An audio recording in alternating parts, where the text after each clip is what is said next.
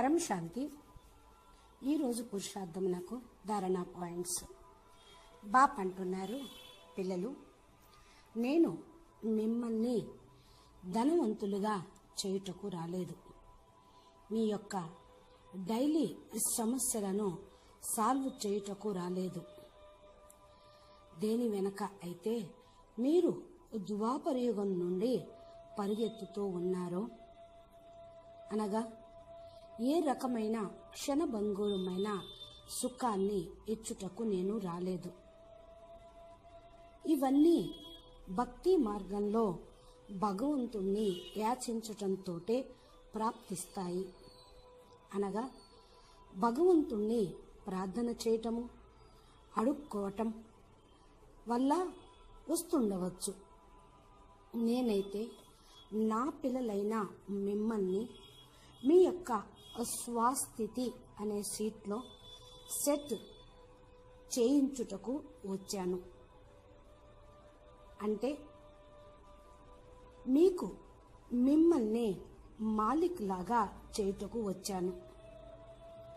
విస్మృతి కలిగిన మీకు స్మృతిని కలిగించుటకు వచ్చాను.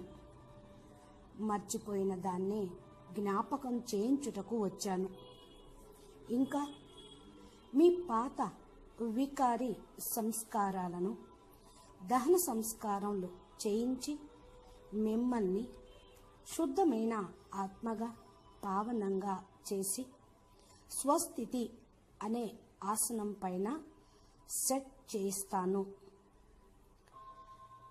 దీనితో మీలో ఉన్న మీ సంపన్నత స్థితి బయటకు వస్తుంది. సంపూర్ణంగా అవుతారు. స్థూలంగా కూడా మీరు సంపన్నంగా అయిపోతారు. ఎక్కడైతే సూక్ష్మ ధనం ఉంటుందో, సూక్ష్మంగా సంపన్నత ఉంటుందో, అక్కడ స్థూల సంపన్నత కూడా ఉంటుంది కదా. సంపూర్ణంగా మీరు మీ ఒరిజినల్ ఆత్మ పవర్లోకి, అనగా పరం బేహద్ ఆత్మగా అయిపోతారు.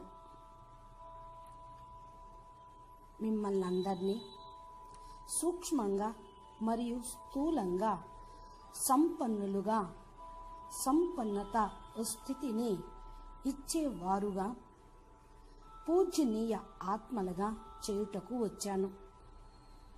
మీరు ఇంతకాలం మహిమా యోగ్యులుగా, పూజనీయ యోగ్యులుగా ఎవరినైతే భావించారో వారిలాగా మిమ్మల్ని చేయుటకు వచ్చాను. ఒక కథ చెప్తారు కదా.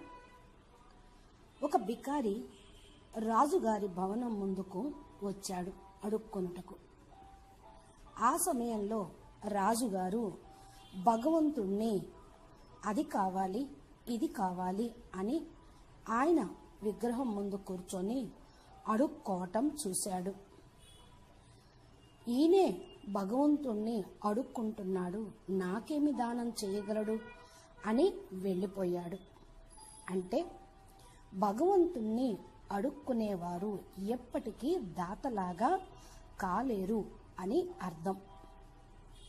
దాతలు స్వయంగా సంపూర్ణంగా సంపన్నంగా ఉండేవారు.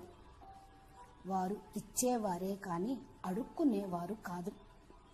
ఇచ్చా మాత్రం అవిద్యగా ఉండేవారు. అధికారి ఆత్మలుగా అవుతారు.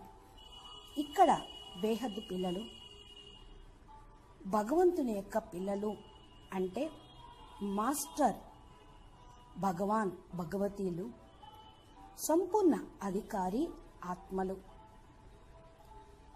బేహద్ పరం ఆత్మలు, సంపన్నంగా సంపూర్ణంగా ఉండేటువంటి ఆత్మలు.